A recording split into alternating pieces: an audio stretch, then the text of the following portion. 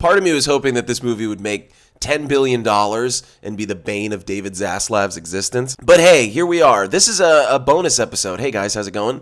I'm here alone because I wanted to talk to you very briefly about The Day the Earth Blew Up, a Looney Tunes movie, which I've been really excited about, which shouldn't be in theaters, but it's a huge victory. And I wouldn't be surprised if you don't have context for this or you've never heard of the movie.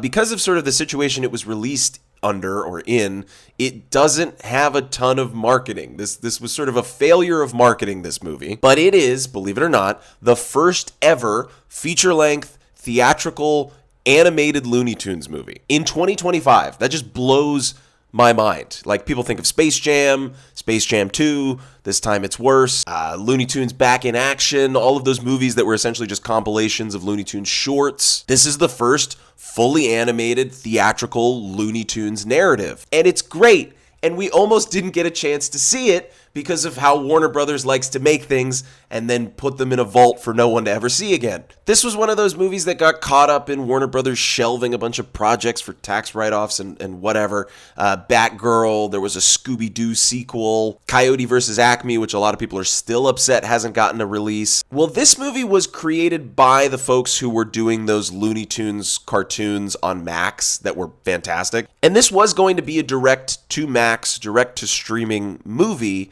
And then, of course, it got shelved. I believe it was shown at an animation convention, and that's where it started to, snowball and turn into this thing that couldn't be ignored. And then Ketchup Entertainment got the rights to distribute the movie theatrically, and now we're here.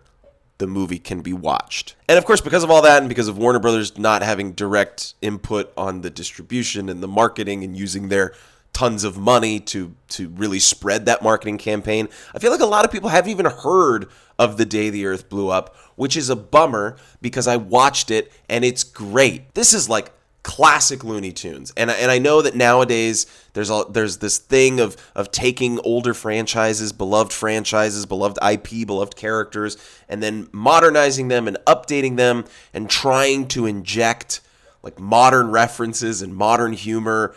And sometimes it kind of works, sometimes you can ignore it, but sometimes it just completely devalues the thing and makes it feel unrecognizable. This is not that. This is classic Looney Tunes done in beautiful, beautiful 2D animation. I mean, like, beautiful. It's stunning. How many times did I say beautiful? It's just like, if you love good animation, it's here. Everything is fluid and bouncy and colorful. They even play into your knowledge of classic Looney Tunes shorts and cartoons with the framing of certain sequences and the music. It's fantastic. The whole thing just feels incredibly timeless, and that's what I appreciate the most about it. Story-wise, I guess it doesn't really matter. It's a Looney Tunes movie. Porky Pig, Daffy Duck, they're the stars of this one, which I love. Again, the obvious choice was Bugs. Bugs has always gotten the spotlight. Give it to somebody else. Give it to the duck. Anyway, Porky Pig, Daffy Duck, they're best friends. They live together in this terrible, falling apart home, and they're looking for jobs to support their lifestyle, and they start working at a bubblegum factory, and Daffy uncovers this conspiracy about aliens, and then classic Looney Tunes shenanigans ensue, and it's just like a feast for the eyes. If you're a Looney Tunes fan, you'll feel that energy, even in the gags and the jokes.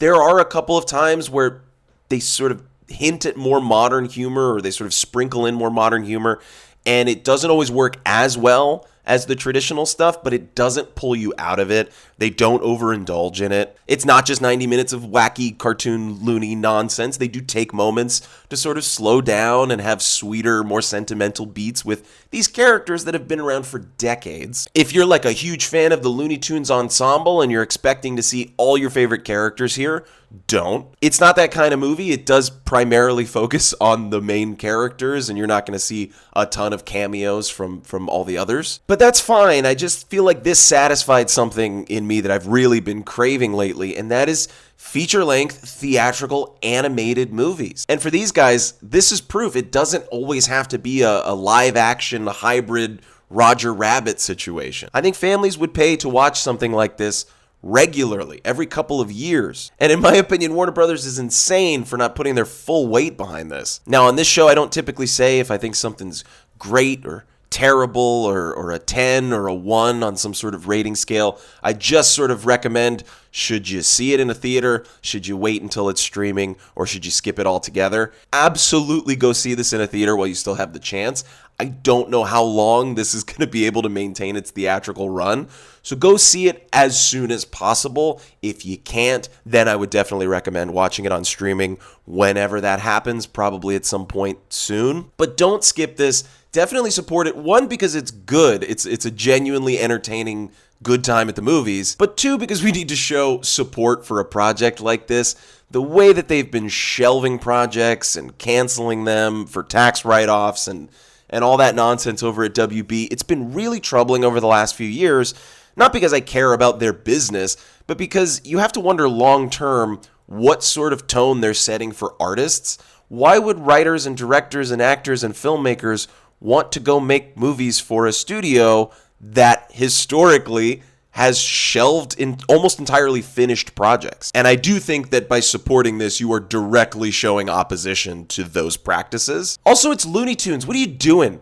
Go watch a Looney Tunes movie. Stop crying all the time. I don't know. Things are pretty bad. You can go watch the Looney Tunes movie and then come back home and keep crying. I understand. That's it. That's all I had to say. Definitely watch The Day the Earth Blew Up. It's fantastic. It's really, really good. Next episode is going to be this Friday.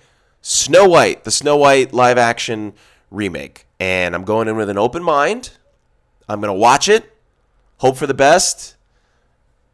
And yeah. Alex will be here too, and we'll also have a special guest on that episode, so make sure you are subscribed so that you don't miss out on that. Thanks. Bye.